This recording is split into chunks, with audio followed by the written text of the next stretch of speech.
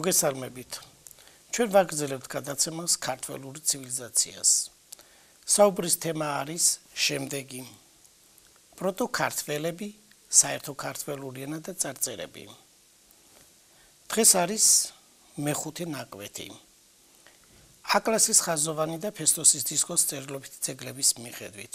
თემა წარმოდგენილია ივანე ჯავახიშვილის სახელობის თბილისის სახელმწიფო უნივერსიტეტის თეორიული და გამოყენებითი ენათმეცნიერების ინსტიტუტის სამეცნიერო ცენტრი ენა ლოგიკა მეტყველების მიერ. ჩვენი ნაშრომები დაწვრილებით ვისაც აინტერესებს, კიდევ ერთხელ ვიმეორებთ, რომ გამოქვეყნებულია ილიას სახელმწიფო უნივერსიტეტის სამეცნიერო ჟურნალ ქართველოლოგიაში და ივანე ჯავახიშვილის სახელობის ისტორიისა და ეთნოლოგიის ინსტიტუტის ისტორიულ-ეთნოლოგიური ძიებანში. ნომრები შესაბამისად მითითებულია თქვენს ეკრანზე. წინამდებარე გადაცემაში წარმოდგენილია შემდეგი საკითხები. ჩვენ წინა სამ გადაცემაში და დამატებით კიდევ მეოთხე გადაცემაში ვისაუბრეთ სამხრეთ ევროპის, წინა აზიისა და კავკასიის უძველესი მოსახლეობისა და ენების შესახებ. ასევე საუბარი ჰქონდა მაკრიელების, დოლიონების, ქაშკებისა და მუშკების განსახლების შესახებ. მესამე თემა რია კიბელეს, კორიბანტებისა და კირბების კოლხური დამწერლობის შესახებ დღეს ვისაუბრებთ. მეოთხე აკლასის ხაზოვანი, ფესტოსის დისკოს და კრეტული იეროგლიფური წარწერების აღმოჩენისა და შესწავლის მოკლე ისტორია. მეხუთე საკითხი არის ფესტოსის დისკოსა და აკლასის ხაზოვანი წარწერების შესახებ და ბოლოს იქნება დასკვნა. რამდენიმე წუთით დავუბრუნდეთ უკანა გადაცემას, ეს არის მაკრიელების, დოლიონების, ქაშკებისა და მუშკების განსახლების შესახებ. მოკლედ ვთქვათ, წინა გადაცემაში რა ვისაუბრეთ. როგორც წინა გადაცემაში აღვნიშნეთ, ხეთური, ანუ ნესიტური, ლუვიური, ასურული, ეგვიპტური, ურარტული, ებრაული, ბერძნულ-ლათინური და სხვა წყაროების მიხედვით ირკვევა, რომ ქართველური მოდგმის, მაგალითად მაკრიელების, ანუ მაკრონების, დოლიონების, ქაშკების, მუშკებისა და სხვა ტომების საცხოვრისი ყოფილა კავკასია, შავი ზღვისპირეთი, მცირე აზია, კუნძული ევბეა, კუნძული კრეტა, ბალკანეთის ნახევარკუნძული, კერძო თესალია და პელაზგია, ეგეოსის ზღვისპირეთი და სხვა ტერიტორია. თქვენ რუკას ხედავთ თქვენს წინ, აქ აღნიშნულია ბალკანეთი, მცირე აზია, შავი ზღვა, კავკასია. სწორედ ვარდისფრად არის მოცემული ამ რუკაზე ქართველური მოდგმის განსახლება. ამ ხრივ ივანე ჯავახიშვილი, ნიკო ბერძენიშვილი, სიმონ ჯანაშია წერენ. დაახლოებით 6000 წლის წინათ, წინა აზიის უზარმაზარ მიწა-წყალზე და სამხრეთ ევროპაშიაც, ბალკანეთის, აპენინისა და პირენეს ნახევარკუნძულებზე, აგრეთვე აფრიკის ჩრდილოეთ სანაპიროზე, ერთი მოდგმის ხალხი ცხოვრობდნენ. ამ მოდგმის ხალხმა შექმნეს ძალიან ადრინდელი და დიდი კულტურული ცენტრები. ევროპაში ამ მოდგმის ხალხები წინ უსწრებდნენ შემდეგ მოსულ ინდოევროპელებს, რომელთაც ადგილობრივი მოსახლეობისა და მისი განვითარებული კულტურის ძლიერი გავლენა განიცადეს. ჩვენ ამ საკითხზე დაწვრილებით პირველ, მეორე, მესამე გადაცემაში ვისაუბრეთ. ახლა გაჩვენებთ იმ წიგნებს, სადაც ეს ციტატაა დაბეჭდილი. ეს გამოცემულია 1953 წელს საქართველოს ისტორია, უძველესი დროიდან მე-19 საუკუნის დამდეგამდე. ავტორები ბრძანდებიან ივანე ჯავახიშვილი, ნიკო ბერძენიშვილი და სიმონ ჯანაშია. ეს არის სკოლის სახელმძღვანელო. შემდეგში წიგნი გამოიცა სხვანაირი ცოტა რედაქცირებით 1956 წელს და გამეორება იყო 1958 წელს. ჩვენ ახლა მოკლედ ხედავთ ახლა რუკას, სადაც წარმოდგენილია პირობითად კავკასიური მოდგმის განსახლების არეალი, ძველი წელთაღრიცხვის მე-6 პირველ ათასლეულის პირველი ნახევარი. ეს რუკა რა თქმა უნდა სხვადასხვა პერიოდში სხვადასხვანაირად შეიძლება წარმოიდგინოს, მაგრამ მოკლედ ვარდისფრად ნაჩვენები ამ სურათზე, ამ რუკაზე გვიჩვენებს ქართველური მოდგმის, სამხრეთ კავკასიური მოდგმის განსახლების არეალს. რუკა შედგენილია ჰუმბოლტის, კლუგეს, ჰომელის, მარის ჯავახიშვილის, შახერმაიერის, ჩიქობავას, ბერძენიშვილის, ჯანაშიას, მელიქიშვილის, ზვიადგამსახურდიას, ჰერვეცევიშისა და სხვათა ნაშრომების მიხედვით. მთელი ხმელთაშუა ზღვა, ჩრდილოეთ ნაწილი აფრიკისა, სამხრეთ ევროპის ნაწილი, ეგეოსის ზღვისპირეთი, მცირე აზია, კავკასია, შავი ზღვისპირეთი და შუა მდინარეთი, სადაც იყო შუმერული და ელამური ცივილიზაცია. თქვენ მოგეხსენებათ, რომ შუმერული ცივილიზაციას საკუთრივ თავიანთ ენაზე ეწოდებოდა ქიენგირი. ასევე გაჩვენებთ დამატებით რუკას, სადაც წარმოდგენილია უცხოელი მეცნიერების მიერ არის ესე იგი ვერული ვაზის გავრცელების არეალი. ფაქტობრივად ჩანს, რომ ქართველური მოდმის განსახლების სივრცე ემთხვევა სწორედ ვაზის კულტურის გავრცელებას. აქ დამატებით გაჩვენებთ სხვათა შორის ამ ავტორების მიერ გაკეთებულ რუკას, ესე იგი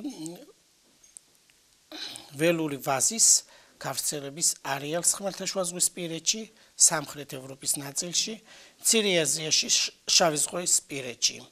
საინტერესოა ამ მხრივ ეს რუკა, იმიტომ რომ თუ ვიტყვით, რომ სამხრეთ კავკასია არის ვაზის სამშობლო და ამას ამტკიცებს ბევრი მეცნიერული გამოკვლევა, ჩვენ ამას დაწვრილებით არ შევეხებით, ის არის მანიშნებელი, რომ ქართველური მოდგმა გადაქონდა ეს კულტურა სხვა ადგილებში და სწორედ იმ ადგილებში, სადაც ახლა თქვენ რუკაზე ჩანს, თქვენს რუკაზე ჩანს ეს გაფერადებული ნაწილი არის სწორედ წითელი ფონით. ამის გარდა კიდევ არის მოსაზრება, რომ ხორბლის სამშობლოც არის სავარაუდოდ საქართველოს ტერიტორია და საერთოდ მოგვახსენებენ გამყრელიძე ივანოვი, რომ როგორც მცენარე კულტურული თვალსაზრისით როგორც ვრცელდებოდა შესაბამისად გამრცელებელის მიერ თან გადაქონდათ ამ კულტურის სახელი და მთელი ცივილიზაცია იმ მხრივ, რომ საკონტაქტო ინფორმაცია ყოფილიყო მათ შორის. ამიტომ ჩვენ ვიტყვით, რომ და ასევე სამეცნიერო კვლევების მიხედვით, რომ ამიტომ ამ ხალხს აუცილებლად ჭირდებოდა საკომუნიკაციოდ დამწერლობა.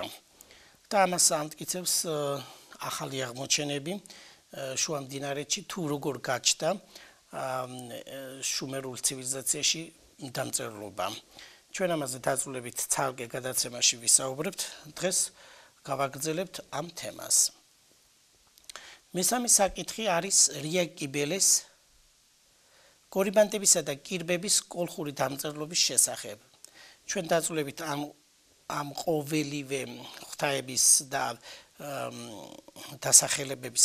ღვთაების დასახელებებს ჩვენ გავარჩევთ ამ გადაცემაში. უძველეს ხანიდან ხმელთაშუა ზღვისპირეთში, კერძოდ კრეტა და მცირე აზია, შავი ზღვისპირეთსა და სხვაგან გავრცელებული იყო ნაყოფიერებისა და სიცოცხლის მფარველი ქალღვთაების, ღმერთების დედის, დიდი დედის თაყვანიცემის კულტი.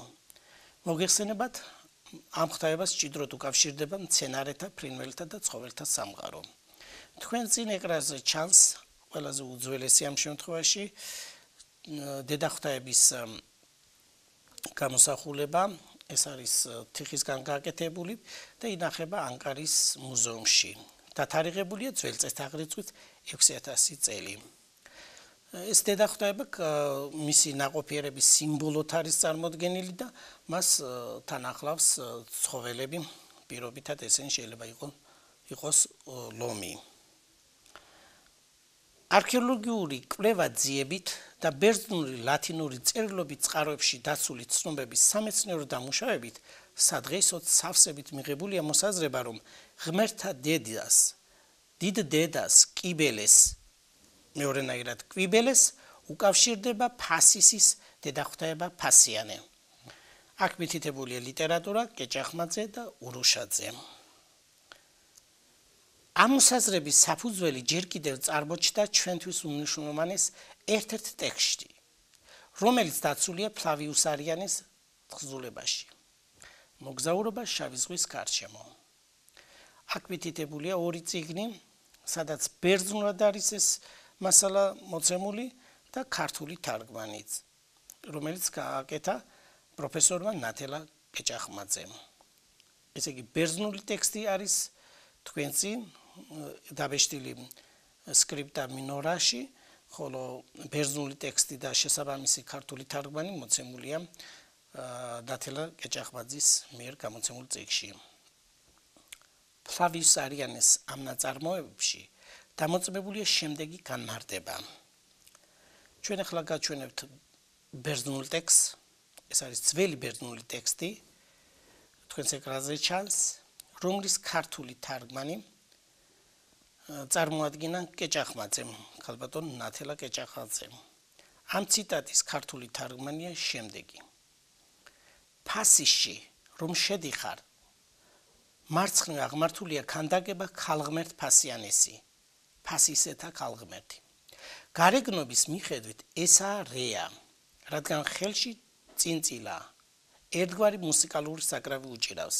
აგრეთვე მისი სავარძლის წინ წვანან ლომები და თვით იგი დაბრძანებულია როგორც ფიდიასის მიერ შესრულებული ქანდაკება, რომელიც აღმართული იყო ათენის მეტროონში. ფასის მოგეხსენებათ, ეს არის ამჟამად ფოთი, რეა ეს არის უდიდესი დედაღვთაება, ანუ ღმერთების დედა, რომელსაც უწოდებდნენ ადგილის მიხედვით კრეტაზე რეას, ხოლო მცირე აზიაში კვიბელეს ან კიბელეს. შესაძლებელია კიბელე ყოფილიყო. და ფიდიასი ის იყო მოქანდაკე, რომელმაც მსგავსად რია კიბელეს ქანდაკება გააკეთა ათენის მეტრონში. დადგა. ეს ღმერთების ტაძარია. თქვენ წინ ეკრანზე ჩანს ოთარ ლორთქიფანიძის წიგნის მიხედვით ქალღმერთება ფასიანეს როგორ გამოიყურება, ანუ როგორი ფორმის იყო. ესე იგი, ქალღმერთება დაბრძანებულია ტახტზე, მას ხელში უჭირავს წინწილა და ორი ლომი თან ახლავს. არიანეს ამ განმარტების მიხედვით ნიკო ბერძენიშვილი, ივანე ჯავახიშვილი და სიმონ ჯანაშია წერენ. ქალაქ ფასიდში, მეორე საუკუნეში, ახალი წეთაღრიცხვით, ადგილობრივი ქალღმერთის ქანდაკება იდგა. ქალღმერთი ტახტზე იჯდა, ხელთბას კიმბალი, მეორენაირად ქვია ეს მეორენაირად განმარტებენ ამ სიტყვას, ერთგვარ მუსიკალურ საკრავს. ესე იგი, ხელთმას ეჭირა კიმბალი, ფერხთით კი ლომები ეწვა. ბერძნები, მაგალითად არიანე და სხვები ამბობდნენ, ეს ქალღმერთი ყველაზე მეტად რეას გავსო.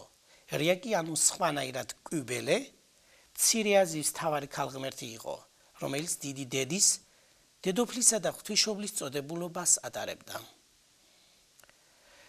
ზემოთ მოტანილი არიანეს ცნობის გათვალისწინებით გერმანელი ბოტანიკოსი კურტ იოახიმ შპრენგელი 1821 წელს წერს რია კიბელე აზია, ანუ იაპეტის ცოლი, პრობეთეს დედა და ფასისელთა ქალღმერთი ფასიანე, რომლებსაც თაყვანცემდნენ კოლხეთში, უდავოდ ერთი და იგივეა. ეს მასალა დაცულია მის წიგნში, სადაც თქვენს ეკრანზე ჩანს, რომელიც თქვენს ეკრანზე ჩანს. აქვე უნდა აღინიშნოს, რომ არიანეს თხზულების შესწავლითა და ეთნოგრაფიული მასალის კვლევა ძიებით პროფესორი ვერა ბარდაველიძე სავსებით სარწმუნო დასკვნამდე მივიდა, რომ ფასიანე გაიგივა ღმერთების დიდ დედასთან, რომელიც ქართულ საწესჩვეულებო სიმღერებში ნანად იწოდება. ვერა ბარდაველიძეს ეს მასალა დაცული აქვს ამ წიგნში, რომელიც გამეორებული იქნა, ისევე თავიდან დაიბეჭდა 2006 წელს და 96 გვერდზე არის ეს მასალა მითითებული. გარდა ამისა, ზემოთ ბოტანილი არიანის ცნობის თაობაზე უაღრესად ყურადღებას იმსახურებს პროფესორ ოთარ ლორთქიფანიძის მიერ წარმოდგენილი მოსაზრება, რაც ფასიანე თეორიაში მან დეტალურად მოგვითხრო არიანის მიერ შავი ზღვისპირეთში განლაგებული რომაული გარნიზონისა და ქალაქი ფასისის მონახულების შესახებ. ამჯერად დავიმოწმებ ოთარ ლორთქიფანიძის შემდეგ ციტატას.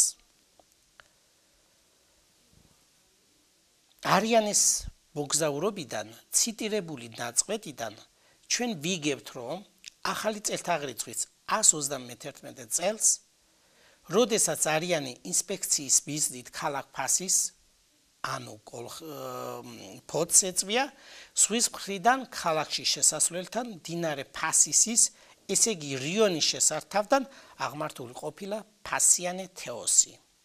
ფასიანე ქალღმერთების სახელია, თეოს ბერძნულად ღვთაების ღმერთი, აი ესე რომ ვთქვათ, ანუ ქართულად ამას განმარტავთ, რას ნიშნავს.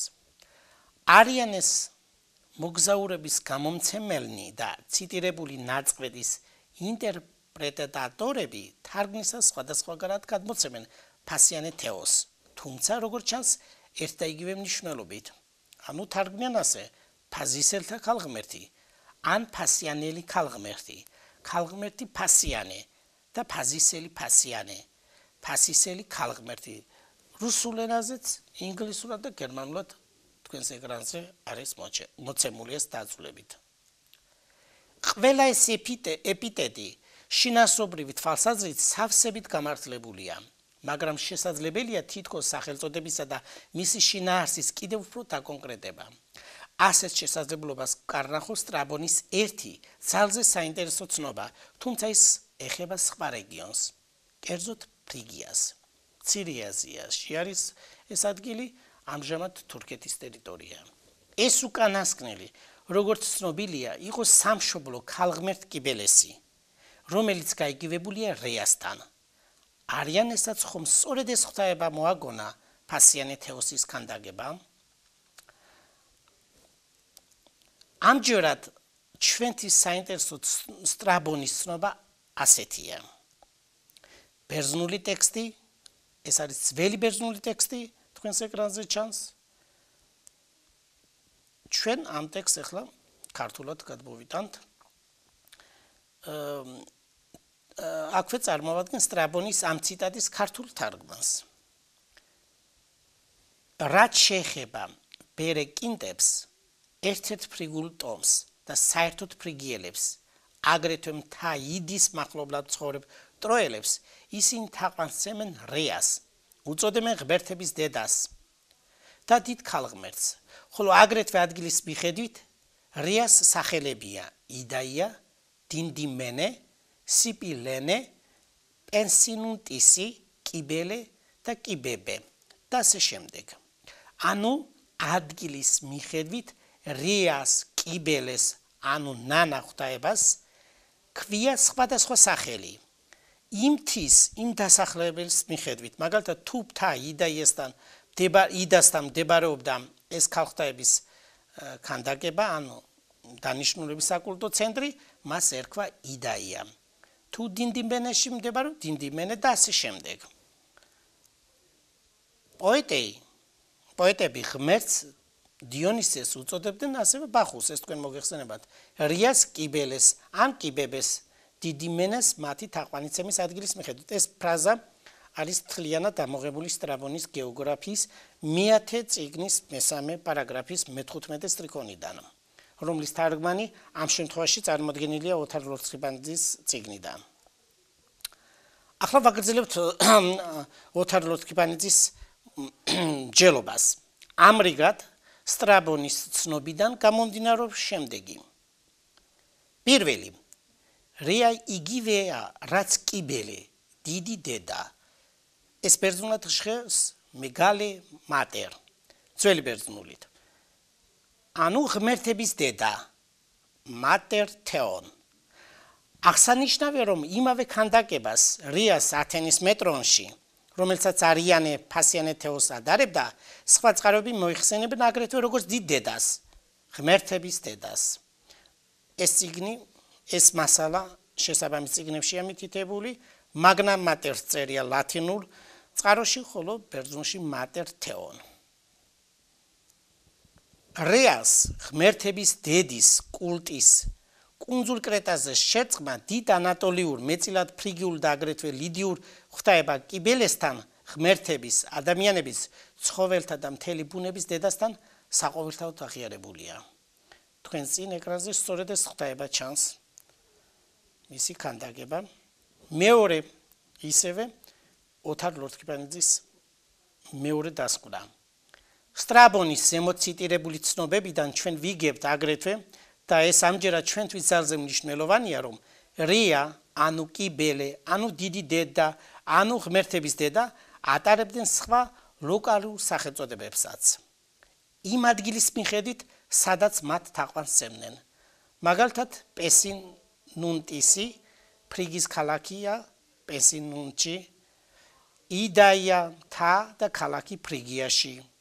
და სხვები, რომელთა შორისა სიტყვა წარმოების მიხედვით ფასიანე, მსგავსი ნედაბოლოებიანი სახელწოდებანი. ასეთია სტრაბონის ციტირებულ ტექსტში, ასევე სხვა ლიტერატურულ წყაროებსა და ეპიგრაფიულ ძეგლებში. მოხსენებული ღვთაებანი. კიდევ გამიმეოროთ ეს ღვთაებანი, ანუ ერთი ღვთაების ადგილის მიხედვით სახელწოდებებია დინდიმენე, რომელსაც თავდაპირველად თაყვანს სცემდნენ დინდიმონის მთებში, სიპილენე, ანალოგიური მნიშვნელობისა პლაკიანე, ტოლიპიანე და სხვები. ამრიგად, ფასიანეც უნდა განვიხილოთ როგორც რია კიბელეს ადგილობრივი სახელწოდება, რომელიც სტრაბონის სიტყვები რომ გავიმეოროთ, წარმომდგარია ადგილის სახელის, თუ მისი თაყვანცემის ადგილის მიხედვით. ფასიანე თეოს ამრიგად უნდა გამოიცეს როგორც ღვთაება ფასიანე, რაც ნიშნავს ფასისელ რეას, კიბელეს, ესე იგი დიდ დედას, ფასიში ან ფასისელ დიდ დედას. ეს მოსაზრება ოთარ ლორთქიფანიძისა. ისევ გავიმეორებთ ოთარ ლორთქიფანიძის მოსაზრებას, არიანე ქანდაკებას უწოდებს ქალღმერთ ფასიანეს. ეს სახელწოდება მას არ შეუთხზავს, ის უთუოდ არიანემდე დიდი ხნით ადრე არსებობდა და იყო დიდი ქალღმერთების, ღმერთების დედის, დიდი დედის რია კიბელეს ადგილობრივი სახელწოდება, ისევე როგორც დინდიმენე, სიპილენე, პლაკიანე, ტოლიპიანე და მათი მსგავსი. რამდენადაც ჩვენთვის ცნობილია, შავი ზღვისპირეთის ბერძნულ ქალაქებში, არქაულსა და კლასიკურ პერიოდებში კიბელეს კულტი არ ასრულებდა პირველხარისხოვან როლს. ესე იგი ბერძნებისთვის არ ასრულებდა პირველხარისხოვან როლს. თუმცა ცნობილია ამ ღვთაების გამოსახულებათა ცალკეული აღმოჩენები. ამიტომაც ჩემი აზრით გასაზიარებელია ქართულ ისტორიოგრაფიაში უკვე კარგახნით წინ გამოთქმული მოსაზრება, რომლის თანახმად არიანეს მიერ აღწერილი ქანდაკება ადგილობრივი ღვთაებისაა, რომელიც დიდ დედად წარმოიდგინდებოდა. და ის ადგილობრივი ცხოვრებთაგან, კოლხებისაგან შეითვისეს მილეტელმა მოსახლეობამ. ამრიგად საფიქრებელია, რომ ფასიანე, ფასისელი, დიდი დედა, რომელიც ქალაქ ფასიში მცხოვრებმა ბერძნებმა თავიანთ ერთ-ერთ მთავარ ღვთაებად აქციეს, ადგილობრივი კოლხური ღვთაების კულტიდან მომდინარეობს. მოგეხსენებათ, რომ ძველი წელთაღრიცხვის მერვე საუკუნიდან ბერძნები შავი ზღვისპირეთში აკეთებენ ესე იგი იწვევენ კოლონიზაციას, ანუ იმ პერიოდზეა საუბარი, როცა ბერძნები აქ უკვე ცხოვრებას იწყობენ და მათი კულტურა, მათი ღვთაებების პანთეონში არ იწოდება სწორედ რია კიბელე. და სწორედ ეს წყარო, ეს მასალა, ეს მსჯელობა ჩვენ გვეუბნება იმას, რომ აქ მაცხოვრებელმა ბერძნებმა რია კიბელეს კულტი შეითვისეს ადგილობრივი მოსახლე კოლხური პანთეონიდან. ოთარ ლორთქიფანიძე აგრძელებს მსჯელობას, დიდი დედის კულტთან დაკავშირებული არქეოლოგიური არტეფაქტების უმრავლესობა კოლხეთში ბერძნული კოლონიზაციის წინარე ხანას უკავშირდება. მათ შორის ერთ-ერთი ყველაზე უფრო შესანიშნავ თაგანია სოფელ ურეკში დღევანდელი ფოთიდან, ესე იგი ძველი ფასისიდან სამხრეთით 10 კილომეტრის დაცილებით ძველი წელთაღრიცხვის მე-7 საუკუნის სამარეულ კომპლექსში ტახტზე მჯდომარე ბავშვიანი ქალის ბრინჯაოს ქანდაკება და მასთან ერთად ასევე ბრინჯაოს ფრინველთა და ცხოველთა, რომელთანაც დაკავშირებულია ხარიშველი ავაზას ქანდაკებები. ესე იგი, მოკლედ ძველი წელთაღრიცხვის მე-7 საუკუნეში აღმოჩენილი იქნა დასავლეთ საქართველოში ტახტზე მჯდომარე ბავშვიანი ქალის ბრინჯაოს ქანდაკება. ეს ძალიან მნიშვნელოვანია იმ საკითხისთვის, რომ დადგინდეს შავი ზღვისპირეთსა და ხმელთაშუა ზღვისპირეთში, კერძოდ ეგეოსისპირეთში მცხოვრები ადამიანების ერთი კულტურული წარმოშობის თვალსაზრისით. ამას ჩვენ ახლა გავშიფრავთ უფრო კარგად. ცნობილია, რომ ტახტზე მჯდომარე ბავშვიანი ქალი ფრინველთა და ცხოველთა გარემოცვაში ესაა დიდი დედა. ამ დიდი ქალღმერთების კულტი კოლხეთში არქეოლოგიურად კიდევ მრავალგან და საკმაოდ მრავალფეროვანი გამოვლინებებითაა დადასტურებული. ამბობს ოთარ ლოთქიფანიძე. თქვენ წინ ჩანს კრეტაზე აღმოჩენილი რიაკიბელეს, ანუ დიდი დედის ქანდაკება, ეს თიხისგანაა გაკეთებული, ტახტზე მჯდომარეა და ამ საკითხზე ჩვენ კიდევ დაწვრილებით შემდეგ გადაცემაშიც შევეხებით. ამრიგად არიანის მიერ ზემოთ განხილული ცნობა მოწმობს, რომ ქალაქ ფასიში არსებობდა ადგილობრივი კულტი. ესე იგი, კოლხური ქალღმერთების დიდი დედისა, რომელსაც რიაკიბელე ეწოდებოდა, რომელიც ადგილობრივი სახელწოდებიდან გამომდინარე იწოდებოდა ფასიანეთ. ესე იგი, ფასიში დაბრძანებული რიაკიბელეს ღვთაების კულტი იწოდება ფასიანეთ. ის რომ ამ ქალღმერთების ქანდაკება ქალაქ ფასიში შესასვლელთან და საზღვაო კარიბჭესთან იყო აღმართული, უნდა მოწმობდეს იმას, რომ ფასიანი ქალაქის ერთ-ერთი უზენაესი ღვთაება იყო და მისი კარიბჭის ფარველი და მცველი. აქვე დავამატებთ და კიდევ გავიმეორეთ იმ მოსაზრებას, ვერა ბარდაველიძემ ეს ქალღმერთება წარმოადგინა როგორც ნანა ქალღმერთება. ადგილობრივი მოსახლეობა მას უწოდებდა ნანას. დათელა კეჭახბაძე აღნიშნავს, რომ არიანის ცნობა მიგვითითებს იმას, რომ ქართველებს და მცირე აზიის ავტოქთონურ ადგილობრივ მოსახლეობას ერთი და იგივე სალოცავი ჰქონდათ. რაც ამ ტომების ერთგვარ სიახლოვე ნათესაობაზე უნდა ლაპარაკობდეს. დასავლეთ საქართველოში აღმოჩენილია ბრინჯაოს ქანდაკებები, ცხენზე მჯდომარე ქალღმერთებისა, დიდი დედისა, რომელთაც ხელთ ბავშვი უყრიათ. თქვენ წინ ეკრანზე ჩანს ეს ქალღმერთება, რომელიც აღმოჩენილია საკმაოდ ბევრი რაოდენობის ცხენზე მჯდომარე ქალღმერთება და ხელში უჭირავთ ბავშვი. აქვე მინდა აღვნიშნო, რომ ბერძნული წარმოშობის ამერიკელმა მეცნიერმა ვოიაცისმა საბერძნეთში კუნძულ სამოსზე აღმოჩენილი ბავშვიანი მხედარი ქალის ბერძნული ქანდაკება სანგაგებოდ შეისწავლა და გამოთქვა მოსაზრება, რომ ძველი წელთაღრიცხვის მე-8 საუკუნეში ის შესაძლოა კავკასიური ანუ კოლხური კულტურის გავლენით იყოს შექმნილი. ძვირფასო ტელემაყურებლებო, ამით დავასრულოთ დღეს საუბარი და ჩვენ გავაგრძელოთ შემდეგ გადაცემაში დაწვრილებით ამ საკითხზე. გმადლობთ ყურადღებისთვის. მომავალ შეხვედრამდე.